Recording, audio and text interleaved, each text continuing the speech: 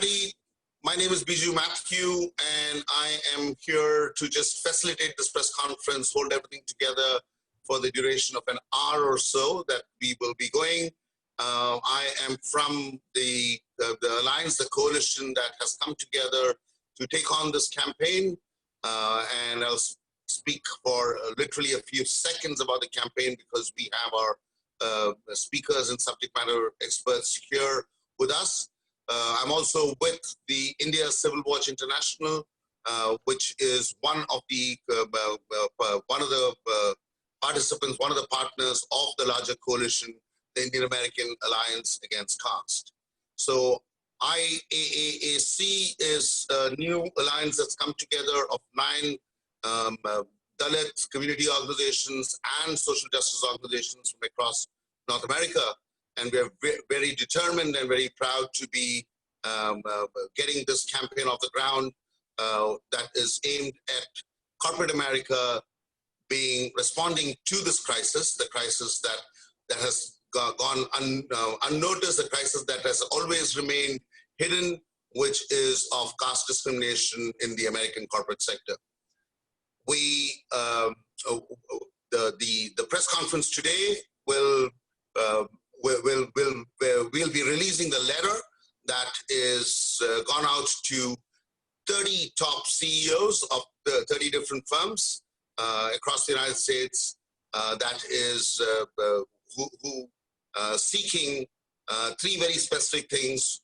One is an immediate inclusion of caste discrimination within their anti-discrimination policies alongside gender, sexuality, race, and ethnicity. And the second is for the inclusion of caste as a category within their diversity and inclusion programs. And finally, a deep look at their recruitment policies to ensure that the bias that comes with something like caste is eliminated in their recruitment practices.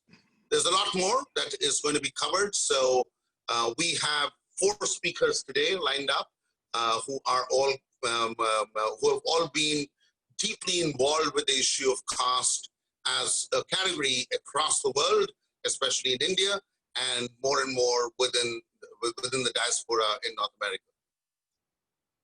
We will be starting out with Dr. Suraj Yangde, who is a postdoctoral fellow at the Kennedy School at Harvard, after which we'll be going to Dr. Ajanta Subramaniam, who's also at Harvard, and her work on caste, her book on caste, and especially within the science and tech domain is really one of the landmarks, after which we'll be going to Dr. Kevin Brown, who's at Indiana, and his work that looks across the world on structures of discrimination and discriminatory practices, etc., has won him much.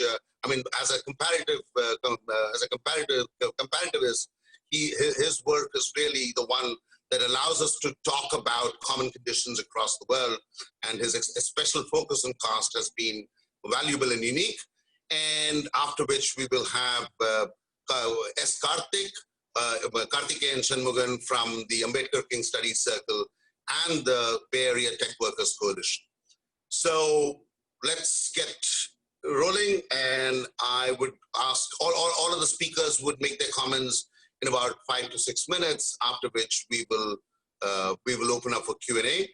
A very quick thing, once again, anybody who's just come into the press conference, I would urge you to go to chat right now, put your name, your media outlet / organization's name, and your contact information, because we'll have a press release and various other follow-up material coming to you at the end of this press conference and in the days to come as the campaign unfolds. So please do that. The chat is set up to go only to the host, and so you will not, your information is not being shared across this press conference platform. It's only going to the host. So once again, do that, and when I come to the Q&A session, I will announce some protocols for that. But over to Dr. Suraj Yangde. Thank you so much, Biju, and to the comrades and friends of the Alliance. A very warm Jai Bhim to all who are present here, fellow panelists. I would also like to commend the good work of Ambedkar King Studies Circle and other allied groups of Ambedkarite missions across who have contributed in upbringing this issue so much so that we are actually now taking head on. Somehow, when I was thinking about this topic, especially in the 2020, I couldn't help but think 100 years earlier, how was the situation in America and how that also panned out in India. There were two particular instances that really bring back home these issues. The first is 1920s, as we know, the immigration law that was passed, and it was one of the earlier legislations that targeted Asian immigration, and within that, of course, we can see the South Asian numbers were close to only 5,000 around that era. But also it's a company called Computing, Tabulating and Recording was named IBM. Now, as we know as the IBM, and we know the giant of IBM works. I bring this to attention to draw analogies about what has changed and what has not in the past 100 years, and how we continue to perhaps feel and continue to work on the same problem that was existing about 100 years ago in different, of course, geographies. Currently in the 2020 era, we almost have a deja vu of a 100 years dream that we have been sleeping.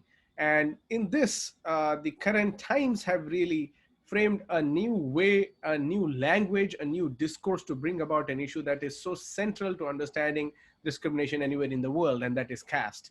As we know, new research and new book that are coming out, especially the 1920s era was the era that was wrestling with what to do with the American racial problem, as we call racial problem.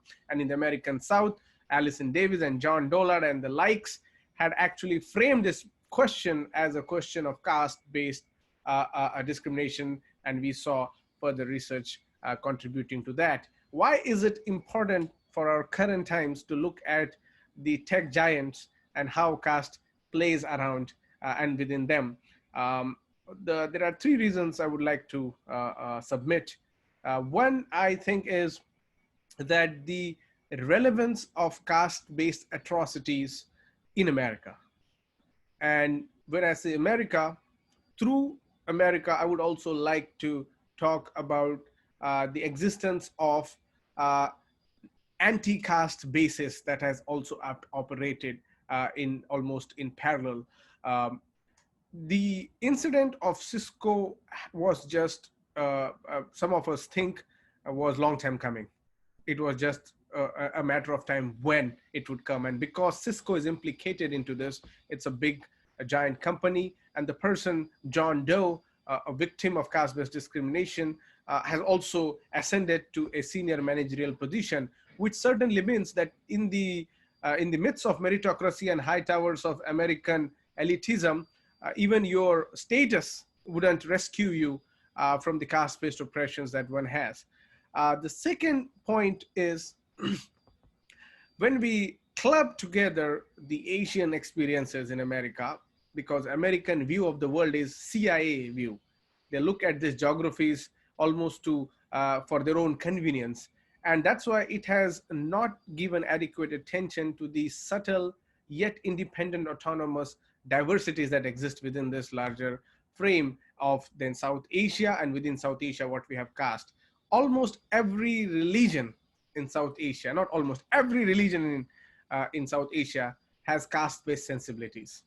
Barring the Parsis, upon whose caste, intra-caste, we don't have yet much research on, but the divisions that have existed are almost relating to. So you go to mosque, you go to church, you go to temples, and you go to the gurudwaras or the Sikh temples. Every institution that is existing in India and which has migrated to America has very effectively carried caste along with it. And that's why we have to find more relevant examples of these instances. And finally, this issue that we are trying to tackle is not related to the small Bay Area of California. As we all know, these tech giants are global. Their footprint is massive, and they are bigger than many governments to put together. So when in the framework of the American law, as well as the governing principles that discourage homophobia, transphobia, racism, and all forms of xenophobic and religious discriminations, it is incumbent upon these companies to add a clause that totally outlaws caste, because it touches all of the above. It touches religion, it touches region, it touches homophobia, transphobia, yet it doesn't get called out or recognized for its relevance. And the reason it doesn't get called out is because the people who are the managers and the titans of this industry are themselves from the dominant caste, who continue to reap benefits and at the same time slander other people like John Doe and many of us, who continue to try to make a movement and try to find our place in this regime as equal citizens, get denigrated and shut down. And as I think when we are able to penetrate into the casteist mindsets of these institutions, then this will act effectively in rest of the world wherever they operate, not only to their South Asian employees, but also non-South Asians who might carry the casteist sensibilities without knowing that they are being casteist. Thank you. Thank you very much, Suraj. And before I ask Dr. Subramaniam to come on for her comments, just a quick reminder to all the media people who've just joined us, do put your contact information in the chat that goes to the host, so to follow up with you at the end of this press conference with the press release and all campaign materials as we go forward. As of this morning, between 8:30 and 9:30 Pacific, letters to 30 top CEOs went out from the Indian American Alliance on Caste, and we will be dropping a copy of the letter that went out to all the CEOs in the chat for all of the people from the press to download. And it'll be available for you over the next 10 minutes or so as one of the hosts drops it into chat, and can be sent to everyone also at the end of this press conference. And the list of people, the list of the companies that it went out to it's gone to all the top firms, from Microsoft to Google to Facebook to Apple. Every single one of the big tech corporations spread across the United States has gotten this letter. Over to Dr. Subramaniam. Thank you, Biju. Can you all hear me? Yes, we can. Okay. Loud and clear. Okay, so thanks to the Alliance and the Ambedkar King Study Circle for organizing this, and to the members of the press for showing up. Let me start by pointing out that just as with race, it's important to think of caste as a source of both inherited disadvantage and of inherited privilege. And we see this clearly in the social makeup of the Indian American community, which is highly educated, affluent, and professional, as well as overwhelmingly upper caste. The inheritances of caste, most importantly in intergenerational access to higher education, have determined who has the means to come to the US and succeed educationally, economically, and professionally. In other words, caste operates as a filter. The caste stratification of Indian society has ensured that the most well-regarded and competitive institutions of higher education, like the IITs, continue to be majority upper caste. While there has been some shift in the social composition of such institutions due to caste-based affirmative action policies in India, these changes have yet to make a noticeable impact on the most elite institutions and on patterns of transnational migration. At every step then, caste has been a filter. First, of which groups have access to education. Second, of who can succeed in higher education, especially elite higher education. And third, of who can use higher education as a stepping stone to the United States. Even a cursory look at the pedigrees of Indian Americans reveals that the vast majority come from a handful of institutions in India, which also happen to be institutions whose student bodies are disproportionately upper caste and where caste discrimination is rampant. Moreover, caste-based affirmative action only applies to the Indian public sector, which has ensured that the Indian private sector, where Cisco and other tech giants operate, continues to be overwhelmingly upper caste and a hostile work environment for lower caste groups. Because of this climate of hostility, Dalits who manage to enter the Indian private sector are forced to mask their caste identities to avoid scapegoating and discrimination. This prevalence of caste discrimination in both elite technical education and private industry in India makes its entry into the American workplace not in the least bit surprising. Even if there is a general ignorance of caste in the US, the visibility and status of a select few Indian institutions and the Indian professional networks that play a role in American university admissions and corporate job hiring guarantee that there will be de facto caste discrimination at work. Casteism shapes both workplace interactions and Indian American family and social life. The Ambedkar Periyar Study Circle and Equality Labs have done path-breaking work on lower caste experiences of discrimination in the US.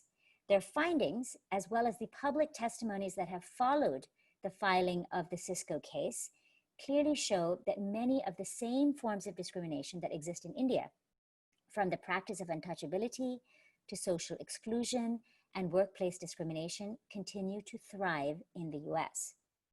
But despite this reality, the only institution in the US that has added caste to its non-discrimination policy is Brandeis University. This is why the Cisco case is so important. It has the potential to force the technology and academic sectors to recognize and prevent caste-based discrimination. The addition of caste to corporate and university non-discrimination policies will empower lower caste students and employees to more openly address their own experiences of discrimination. It should also encourage upper caste Indian Americans to be more aware of how their own caste backgrounds have afforded them unique opportunities. Most US-born Indians are ignorant of caste privilege. They tend to think of India simply as a place of economic constraint that their grandparents or parents had to escape in order to find real opportunity in the United States. This blindness to caste privilege helps to reinforce the rags to riches story of Indian American success, making Indian Americans appear as a model minority to be pitted against other minorities who are then blamed for lacking the same accomplishments.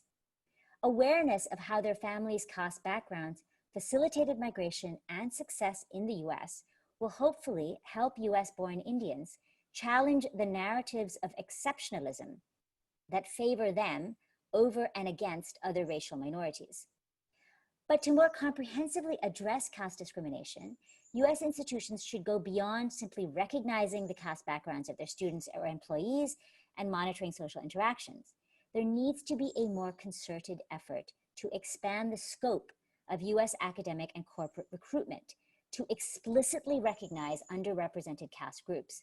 An important step in this direction would be to classify oppressed castes as an underrepresented minority within a minority in the United States.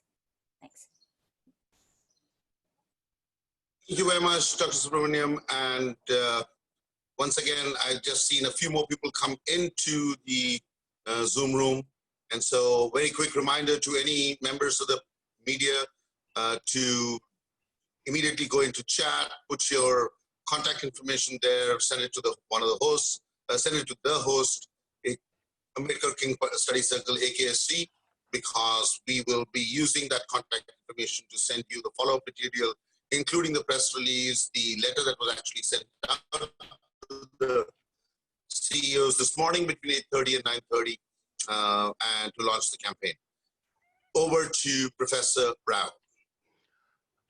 Thank you very much. I'd like to thank the Ambedkar King Study Center for giving me this opportunity to talk to you. And it's certainly a privilege and an honor to follow the two former speakers.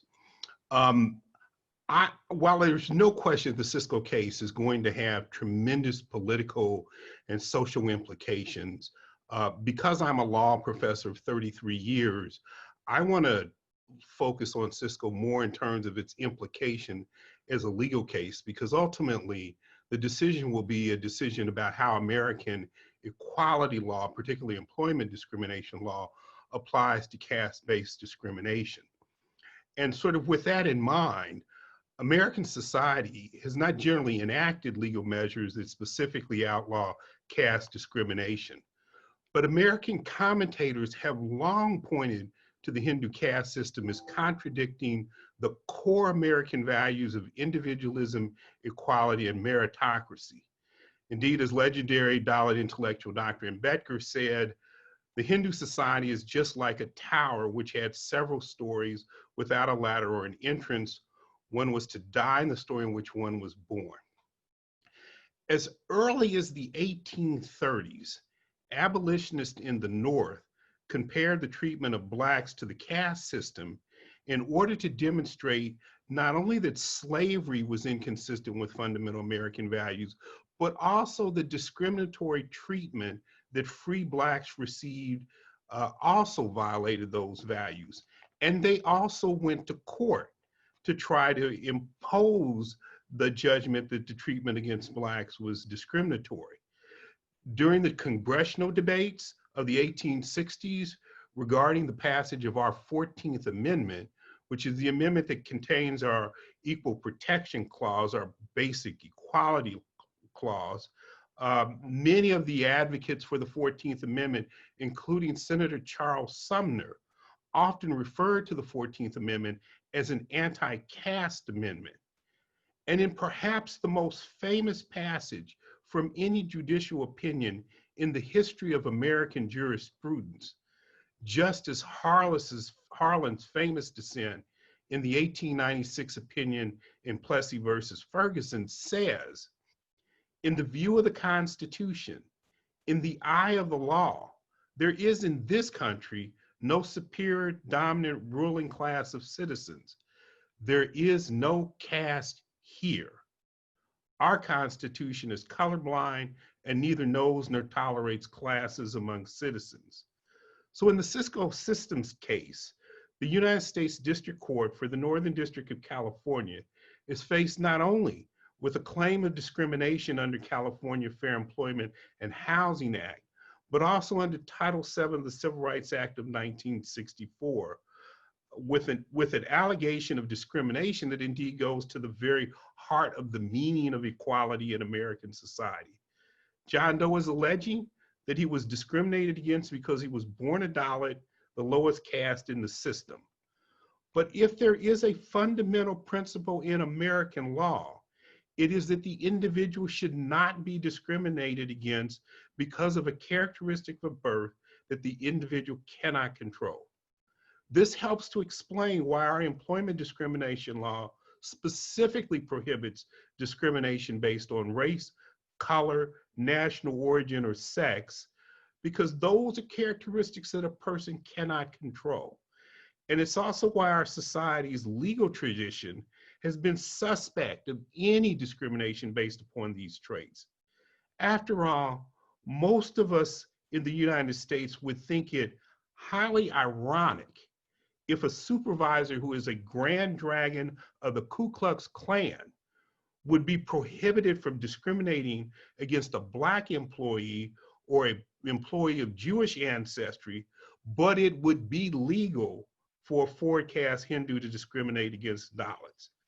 Thus, this court is going to focus on an implicitly accepted form of discrimination that's been accepted for 150 years in American law because there is no caste here. Thank you. Thank you, Professor Brown. And once again, a reminder to all the people from the press who just joined us to go to chat and put in your contact information so that we can do. All the speakers thus far have pointed to the fundamental ways in which this change has to come through changes in the legal and policy frameworks of the United States. I want to now bring on Mr. Karthikeyan Shanmugam of the Ambedkar King Studies Circle to make his remarks. Hi, Biju. Thank you. Thank you all the speakers and friends from the press. Also already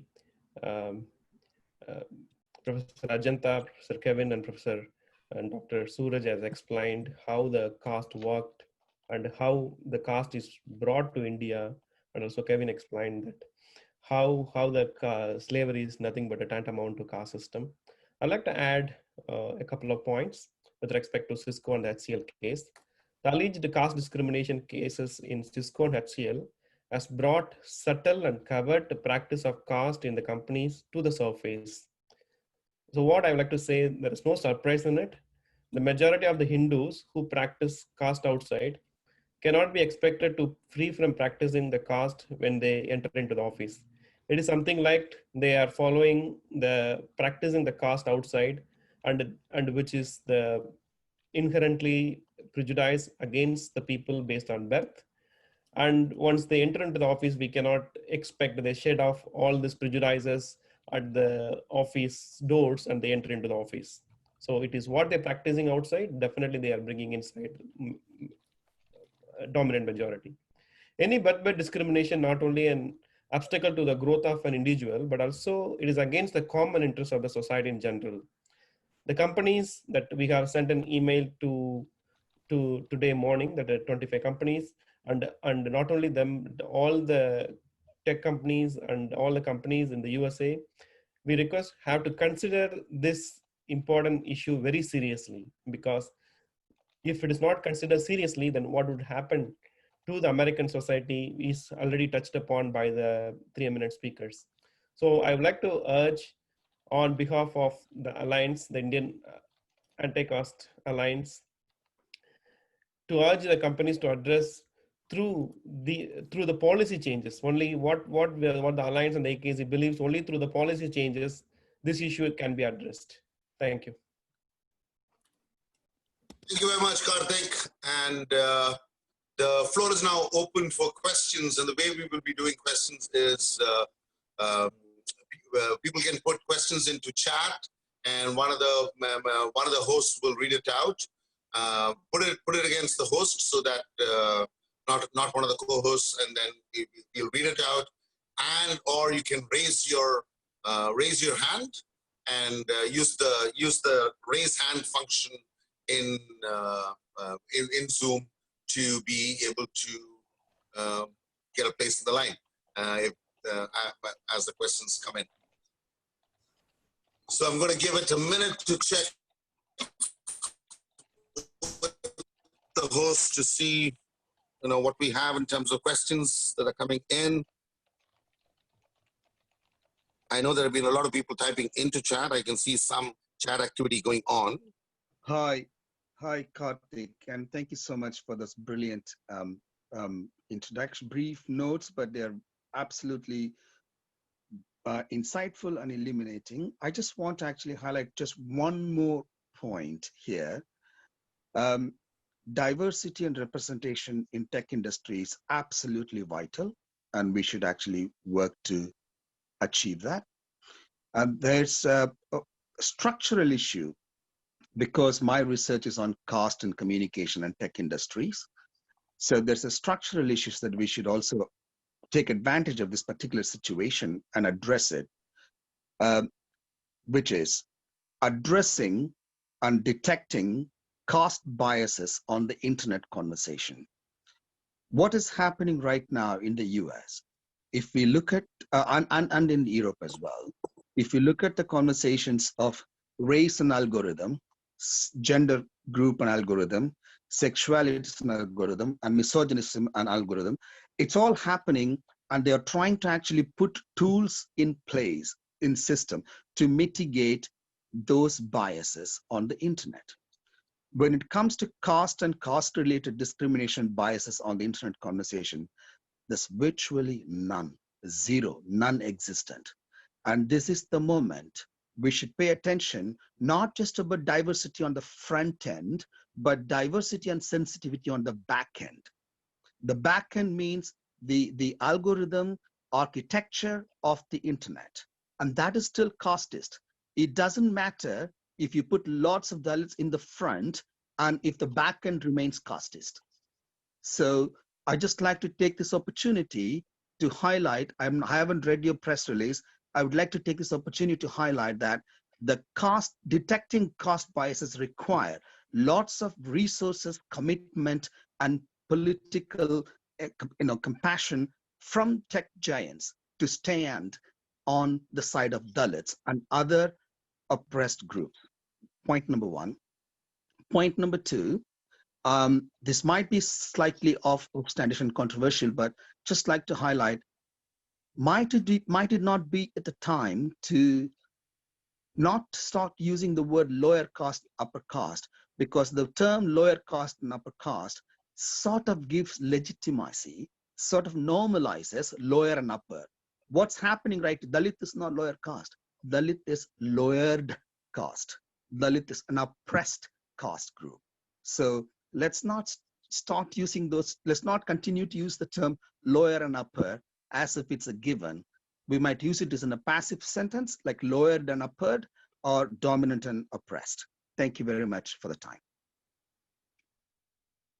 Thank you, Murli. And Murli Shanmugan is based out of the United Kingdom and is a person who's done an enormous amount of work on the question of caste from the vantage point of communication and media.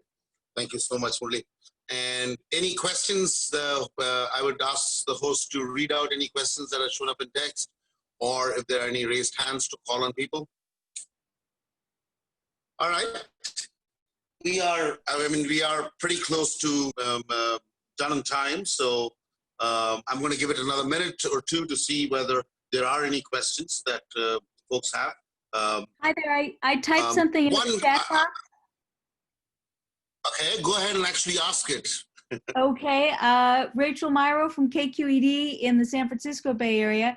I'm wondering if any of the presenters can speak in greater detail about workplace discrimination in Silicon Valley beyond the Cisco case.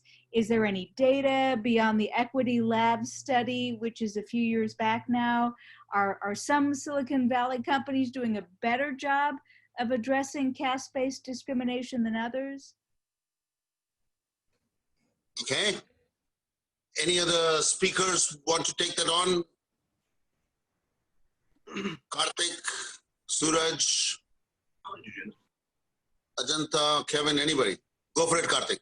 So as far as the study is concerned, when this information has been made available to us on July 1st, it took place on June 30th when the lawsuit is filed by the department on behalf of John Doe. So immediately on July 2nd, we started collecting the testimonies from the people, which is we already published in 2 rounds in 2 weeks back. And going forward, we are going to do the same, and we are going to focus more in collecting the workplace discriminations that work is in the progress. And some of the people from the academics are very much interested to write articles based on this testimony, which we'll be expecting. But after that, the real issue is we don't have a real data on, since the caste discrimination is not protected in the US. So that is what our concern also. It is right now, it is very subtle and covert, but what we are trying to project is the caste is being practiced in cultural and community organization in day-to-day life, that we want to say that is how caste is being practiced.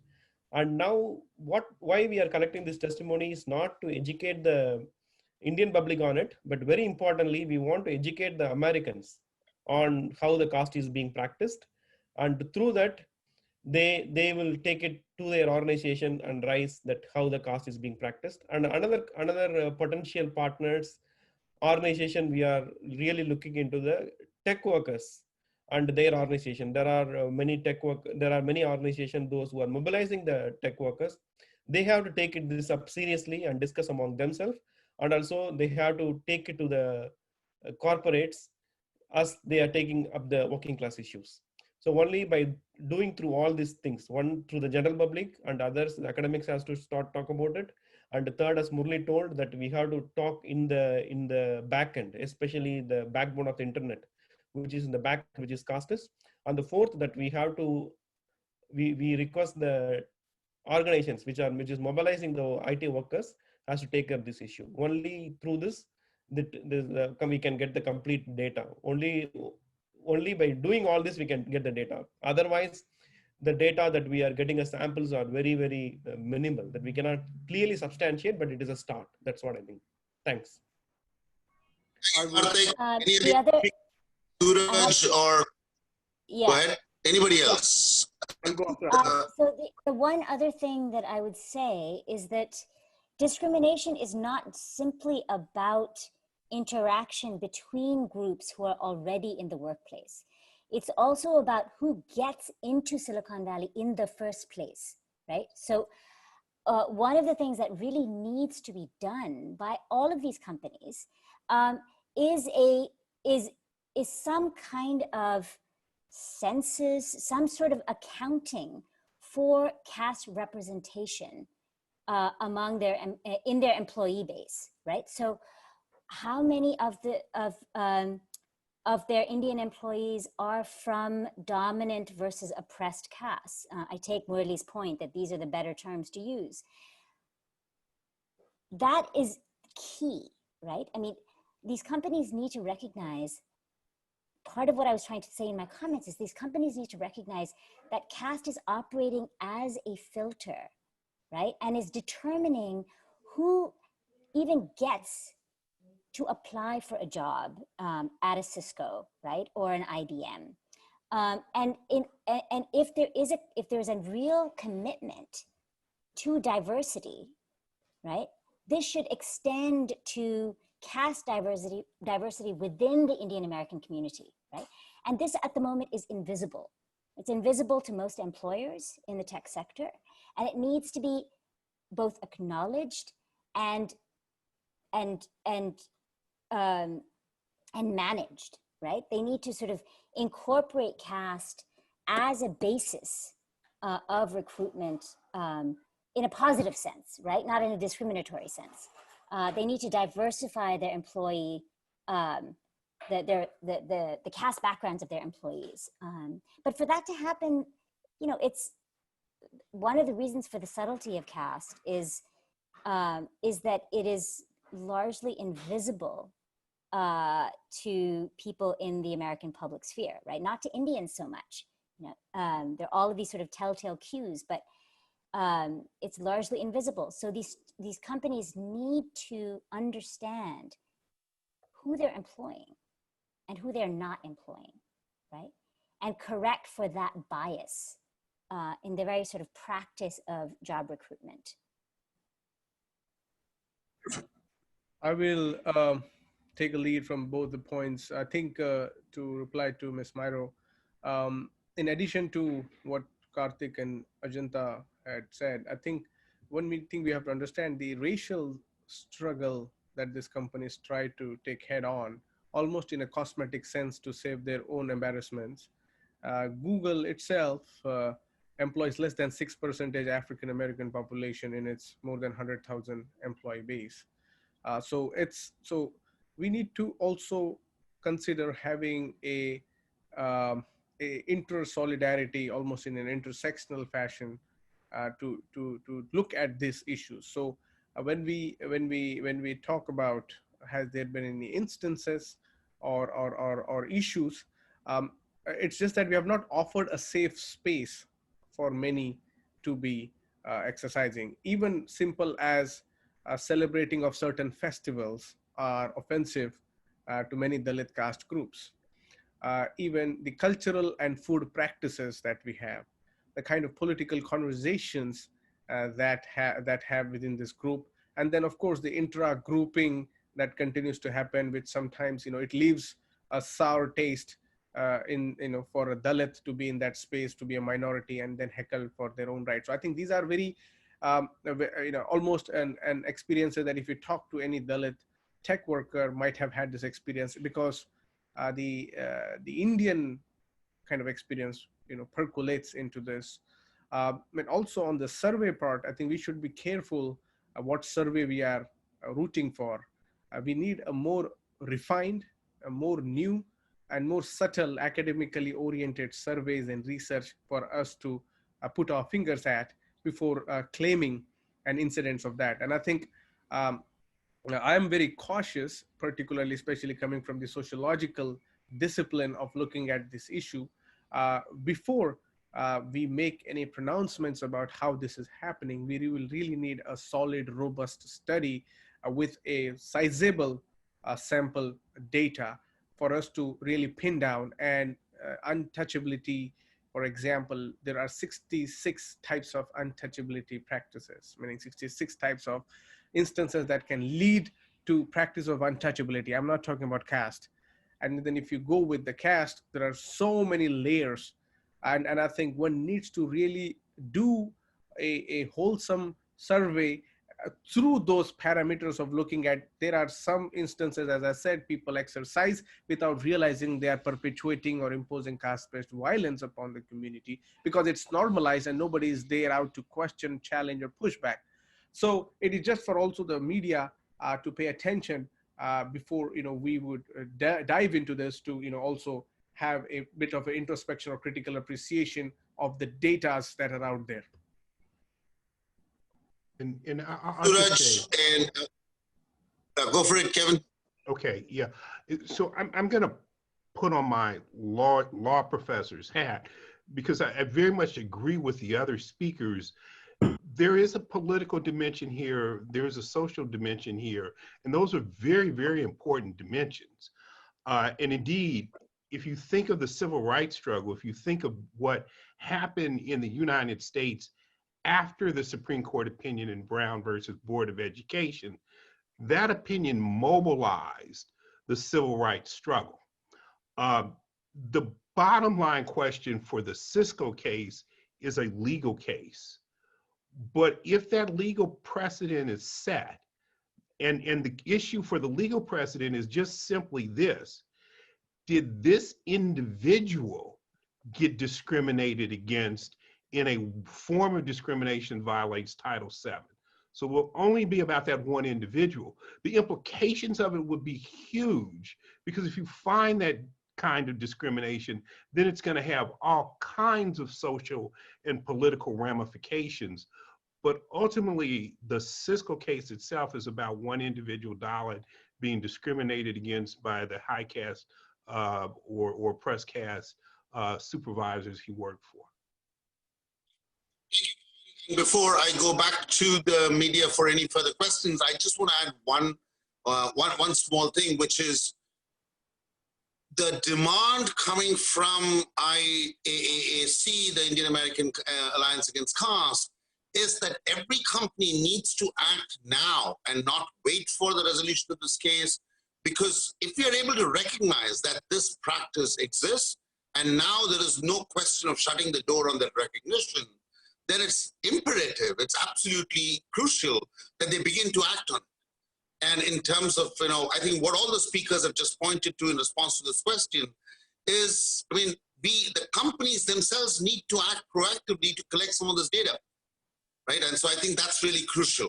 Back to the host to see whether there are any more questions, or if anybody else has a question, please go ahead and unmute yourself and ask the question. Yeah, there is no question, but yeah, they can unmute and ask question. Hi, this is Vinny. I just wanted to maybe just hear your viewpoint on Kamala Harris. Now she's one parent of hers is Indian. So any expectation from her? Any word that you would like to say around that? Can I speak to that? Go for it, Ajanta. Of course you can.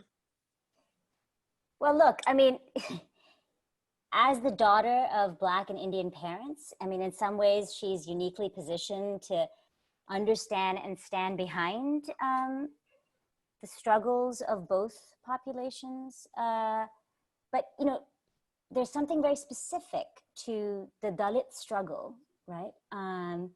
That shouldn't be conflated with the sort of the Indian American community as a whole. And there is a danger of that happening. So I'll just say a few things. One, I think, look, Kamala Harris claims to be a strong opponent of Trumpism in the US.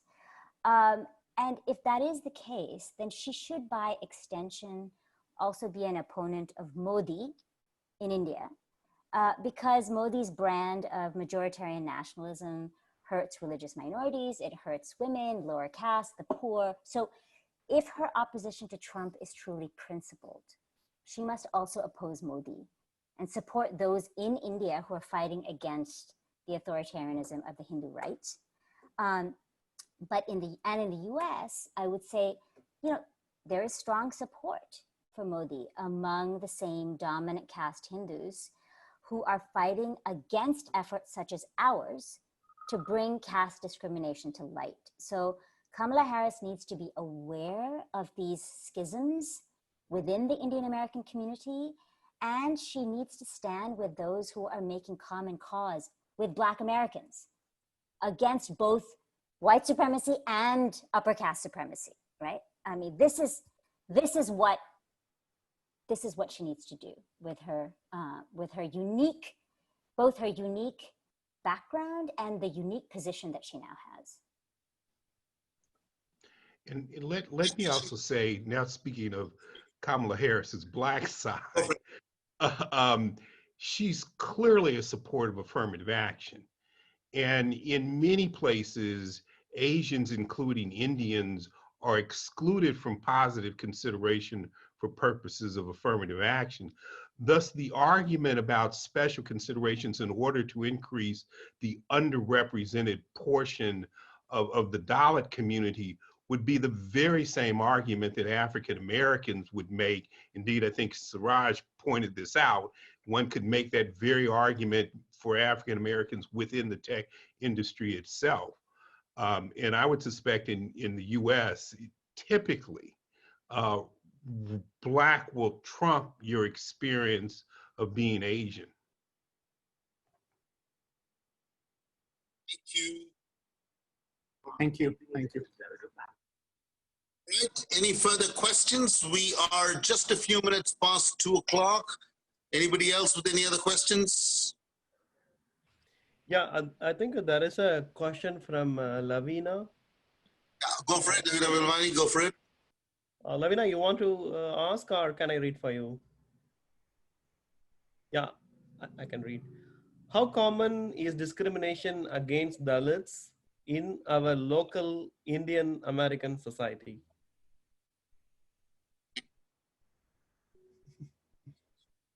Anybody wants to take on that? It's a question that is structured to recognize that there is life inside the confines of our workplaces, but it goes beyond that.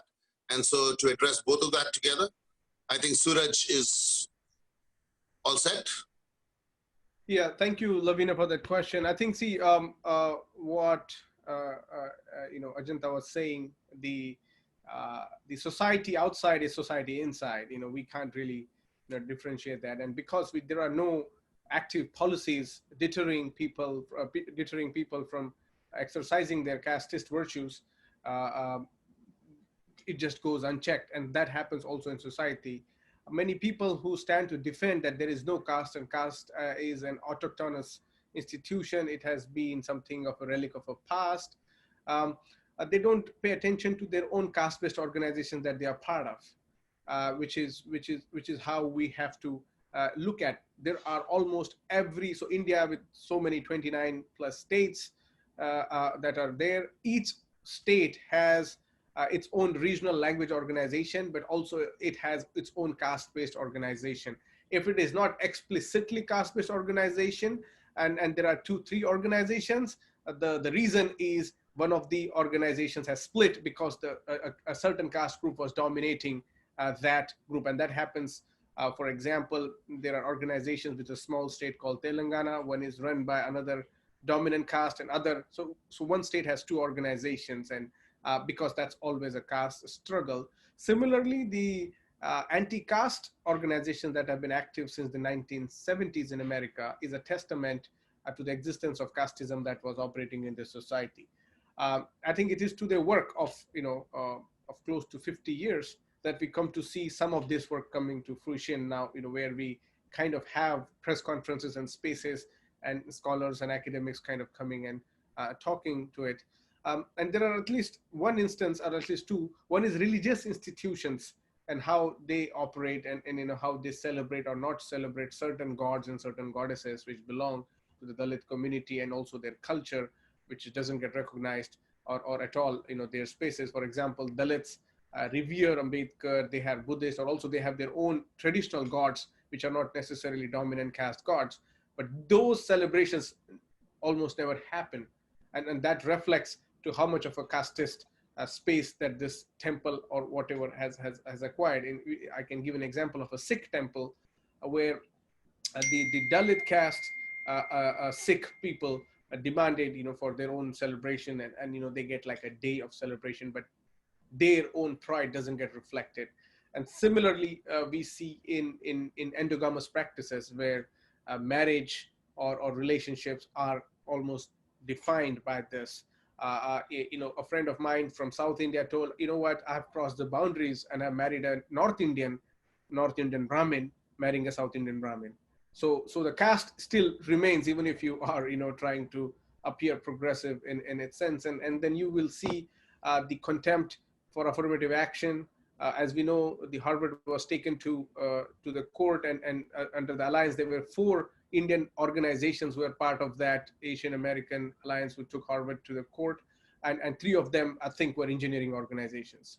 Basically, the organizations that we are talking about, they're run by the people who operate in these spaces, who draw fat salaries and live a very lavish American dream life, but continue to, again, disgracefully participate in the same time with the one stroke is to be anti-Dalit as well as anti-Black at the same time. Thank you, Suraj. I know we are running out of time, and I just want to ask Lavina, if the India Day parade is going to happen this year, I don't know under COVID whether it is. If it happens, or if you've been to it in the past, you would have certainly noticed Brahmin Samaj float go by and full of hundreds of people standing on the flatbed. And I would really want everybody to think about what is the mindset of those who occupy that flatbed. If you think, it's such a public display of caste supremacy, I think it's really important that it's for anybody who's looking, it's everywhere. It's the number of Upanayanam ceremonies that happen. If you look at an Indian newspaper, it's everywhere in the Indian newspaper. The advertisements for that, for parties for that, etc. So I think, we really need to be very thoughtful that all we need to do is pay attention, and we'll start seeing. Any other questions? Just Go for it. I think the other thing to keep in mind is that, caste in the diaspora is so easily framed as an expression of minority culture or even of religious minority culture, right? So it gets kind of whitewashed, right? As just a kind of cultural expression that has nothing to do with a historical structure of unequal power, right? That is about privilege and stigma. So I think that there's a much more open expression and embrace of caste in the US because it can sort of pass as something else, right? It passes as minority culture. It seems to be just a part of a kind of celebration of multiculturalism. So it's easy, it's more difficult to point to it as an exercise of power, right? Thank you, Ajanta. Any more questions? We are running out of time. It's already 2:10. And so I just want to make sure that if there are any more questions, we squeeze them in. Yeah, not a question, but would like to add only one thing to Lavina besides Ajanta and Suraj. Yeah. So as far as how the caste is being practiced, how subtle it is, how covered it is, how invisible it is, it's definitely is not made known to the non-Indians because, as both Ajanta and Suraj told, the political, cultural, and all the dominant spaces is monopolized by the dominant caste people. The point is they are practicing caste, but they are not telling the non-Indians what they are practicing at home. Even there are very caste specific festivals, especially when the so-called upper caste people were changing the thread every year, that is their symbol, or they belong to the so-called upper caste. It is not they are doing as a private affairs. They are renting restaurants and doing it. But this one, they will not tell to their local politicians or even the Kamala Harris and anybody, those are representing them as a people. So in order to make this education, to educate the non-Indians on the subtle and covered practices of caste, and also as one of our speakers in the first lecture series, Bar Murli told, the culturalization of caste. We are organizing Ambedkar King Study Circle and other 6 organizations are organizing a discussion series. So far 7 series are over, and all our talks are videos are uploaded in our YouTube, and also it's available in our aksusa.org. It gives a very clear picture that how the caste is being manifested and practiced in US. And it will give you definitely a lot of information. So please share your email. I will send the so far recorded videos, and also I will send you the information about the future talks. Thank you. And also I would like to add one more thing. Prashant was thinking on the chat also. So far the surveys that we are taking is, we are asking a very open question, how the caste is being practiced and all. But what we have to do is definitely from the dominant caste people, we have to ask their opinion about the affirmative action. And we have to ask their opinion about what they feel about the reparations for the blacks. And we have to ask their opinion about their proposition, Prop 16 and the ACA 5. For example, when the ACA 5 was coming to the Senate vote in California, the Asians, especially the Chinese and the Indians, were so much against it. Why they were against is the ACA 5 is implemented because of the struggle of the black people in US. And it is enacted, followed by the 1965 Civil Rights Act. And the so oppressed and exploited people won some of the very basic rights through the struggles. If we keep not on fighting, then whatever we achieved, that we are losing, and we are carried back to our old situation. So what is so inhuman about this caste and race discrimination is, they put the so-called lower caste people and the blacks to keep fight throughout their life. They cannot do their quality time spent in realizing their natural given or the God-given potential. So which is completely anti-social.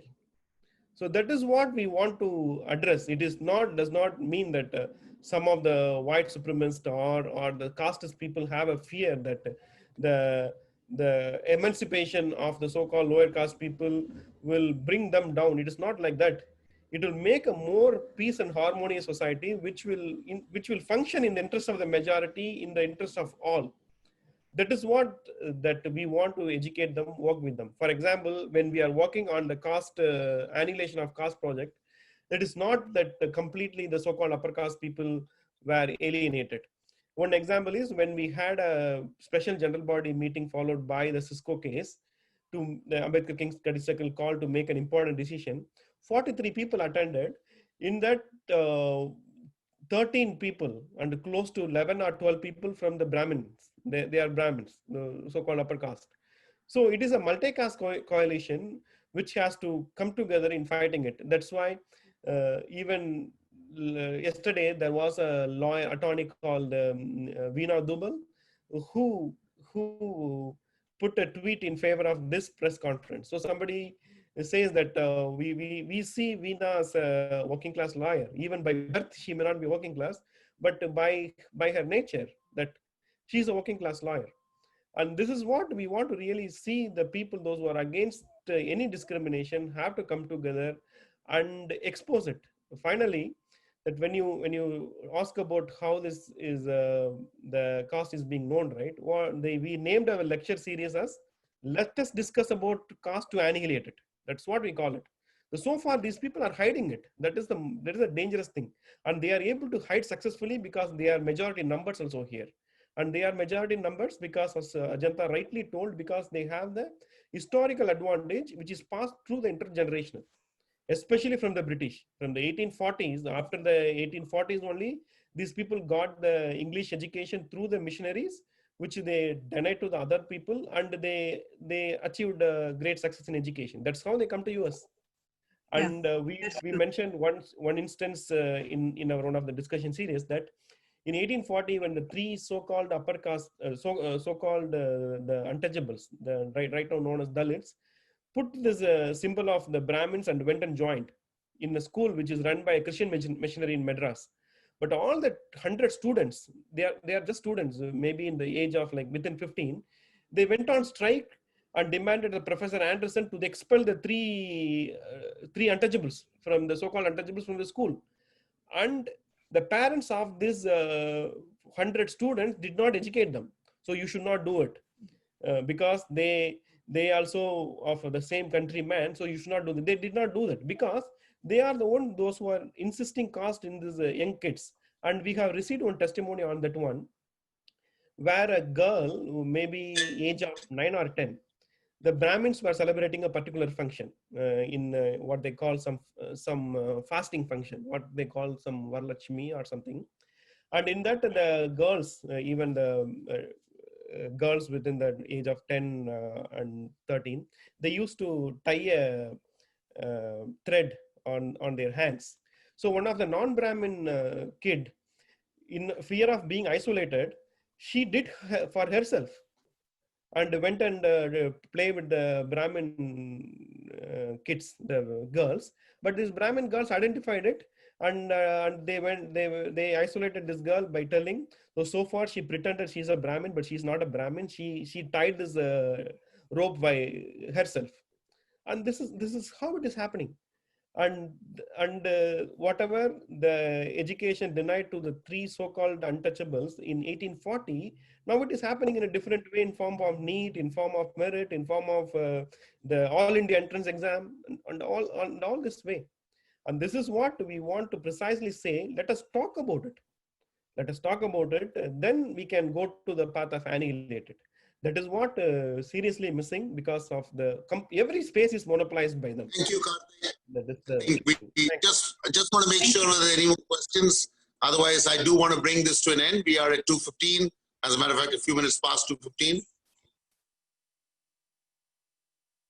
Okay. Thank you. Thank you so much for coming. I'm going to go ahead. Sorry, Vijay, I took more time. Yeah, I'm just going to make three final announcements. One is to emphasize that what has happened today is the launch of a campaign that was aimed at bringing corporate America into a frame wherein they recognize caste, put in caste anti-discrimination policies, diversity and inclusion programs, and look at their recruitment policies seriously. These demands is something that is going to be that the Indian American Alliance Against Caste is going to follow up on, and the campaign will not rest till these demands are met. I think we need to recognize changes at the level of work or legislation, etc. And that's what this campaign and all of this work is aimed at. Thank you so much for joining.